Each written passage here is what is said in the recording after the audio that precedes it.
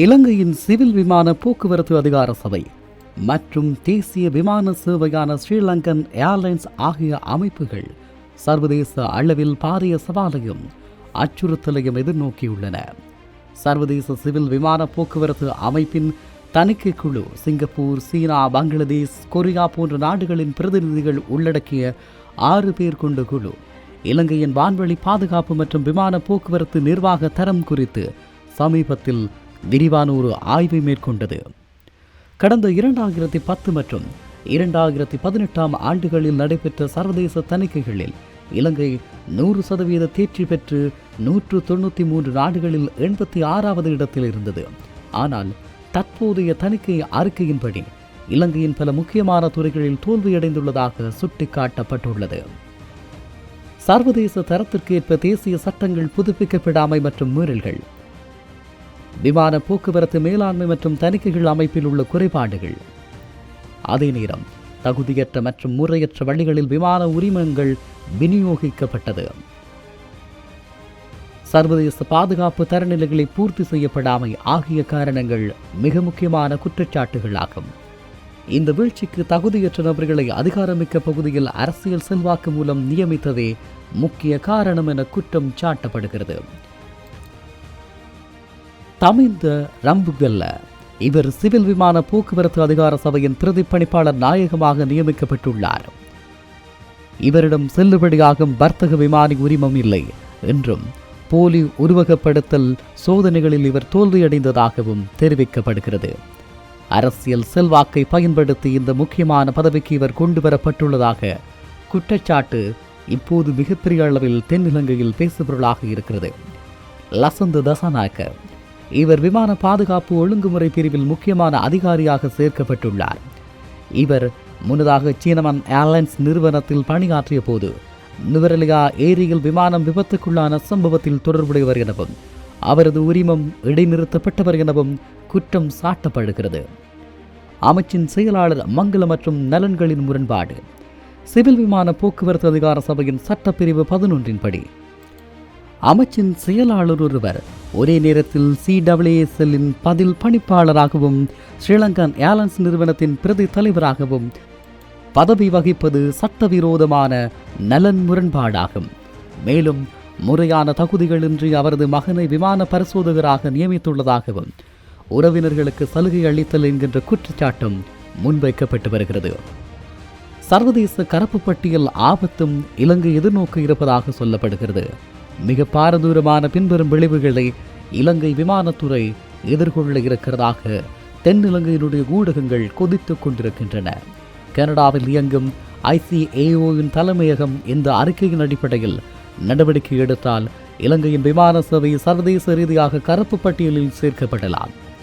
பாகிஸ்தானில் போலி விமான உரிமை பிரச்சனையால் சர்வதேச விமானங்கள் தடை செய்யப்படுவதை போன்ற ஒரு நிலை இலங்கைக்கு வரக்கூடும். இங்கிலாந்து, ஆஸ்திரேலியா, கனடா போன்ற நாடுகள் இலங்கை விமானங்களை தங்கள் வான்வெளிக்குள் அனுமதிக்க மறுக்கக்கூடும். சுற்றுலா மற்றும் பொருளாதார பாதிப்புகள் ஏற்படும். சர்வதேச விமானங்கள் தடைப்பட்டால் நாட்டின் சுற்றுலாத்துறையும் பொருளாதாரமும் மீண்டும் கடுமையாக பாதிக்கப்படும். ஜனாதிபதி மற்றும் அரசு உடனடியாக விமான போக்குவரத்து துறை நிபுணர்களை உள்ளடக்கிய சுயாதீன குழுவை அமைத்து அறிக்கையை ஆய்வு செய்ய வேண்டும். தகுதியற்ற மற்றும் போலி சான்றிதழ் குற்றச்சாட்டுகளுக்கு உள்ளான அதிகாரிகளை உடனடியாக பதவிகளிலிருந்து நீக்க வேண்டும். 1944 ஆண்டின் சிகாகோ மாநாட்டு சர்வதேச ஒப்பந்தத்தின்படியாக 2027 வரவிருக்கும் இறுதி மதிப்பீட்டிற்கு முன் அனைத்து குறைபாடுகளையும் நிவர்த்தி செய்ய நடவடிக்கை எடுக்க வேண்டும். சிவில் விமான போக்குவரத்து அதிகார சபையின் சட்ட விதிகள் மற்றும் சர்வதேச தரநிலைகள் எவ்வாறு அப்பட்டமாக மீறப்பட்டுள்ளன என்பதனை பின்வரும் ஆதாரங்கள் மிக தெளிவுபடுத்துகின்றன.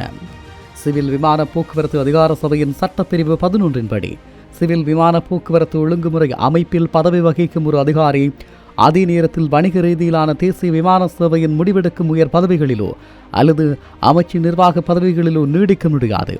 ஆனால் தற்போதைய அமைச்சு செயலாளர் ஒரே நேரத்தில் CAASL பதில் பணிப்பாளராகவும் ஸ்ரீலங்கன் ஏர்லைன்ஸ் நிறுவனத்தின் பிரதி தலைவராகவும் செயற்படுவது சட்டப்பூர்வ நலன் முரண்பாட்டை உருவாக்கியுள்ளது.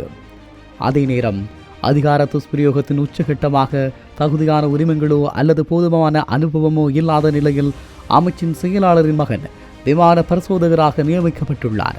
வணிக மற்றும் சிவில் விமானங்களின் பாதுகாப்பை ஆய்வு செய்ய வேண்டிய இடத்தில் தகுதியற்ற நபர்கள் அமர்த்தப்படுவது வான்வழி பாதுகாப்பையே கேள்விக்குள்ளாக்கியுள்ளது.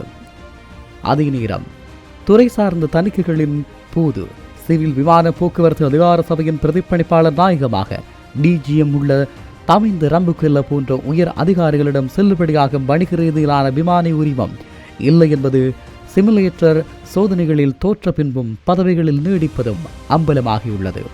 முன்னதாக தனியார் ஏர்லைன்ஸ் நிறுவனத்தில் பணியாற்றி நுவரெலியா ஏரி விமான விபத்து சம்பவத்தில் பாதுகாப்பு தோல்விகளுக்கு பொறுப்பான லசந்த தசநாயக்கு என்பவரது உரிமம் இடைநிறுத்தப்பட்ட போதிலும் அவர் சிவில் விமான போக்குவரத்து அதிகார சபையின் விமான பாதுகாப்பு ஒழுங்குமுறை பிரிவில் முக்கிய அதிகாரியாக இணைக்கப்பட்டுள்ளார். இலங்கையின் தற்போதைய நிலையில் சர்வதேச அளவில் ஏற்பட போகும் உடனடி தாக்கங்களினால் இந்த பின்வருகின்ற தாக்கங்கள் ஏற்கனவே குறிப்பிட்ட விடயங்கள் உருவாக்கப்படலாம் என சொல்லப்படுகின்றது. உண்மையில் சிவில் விமான போக்குவரத்து அதிகார சபை போலி உரிமங்கள் மற்றும் தகுதியற்ற அதிகாரிகளின் கட்டுப்பாட்டில் இருக்கும் போது நாட்டில் இயங்கும் தனியார் மற்றும் அரசு சார்ந்த விமான ஓட்டுநர் பயிற்சி பள்ளிகள் மீதான கண்காணிப்பு முற்றிலும் செயலிழந்துள்ளது.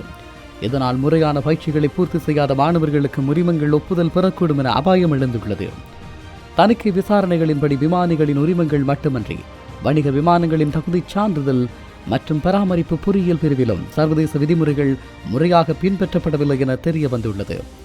அமைச்சரின் பொறுப்புக்கூறல் தொடர்பில் விமான போக்குவரத்து துறை தொடர்பிலான குற்றச்சாட்டுகளுக்கு அமைச்சர் ஊடக சந்திப்பை நடத்தி அதிகாரபூர்வ விளக்கம் அளிக்க வேண்டும் அல்லது உடனடியாக துறை சார்ந்த நிபுணர்களை உள்ளடக்கிய விசாரணை குழுவை அமைக்க வேண்டும் என வலியுறுத்தப்பட்டுள்ளது.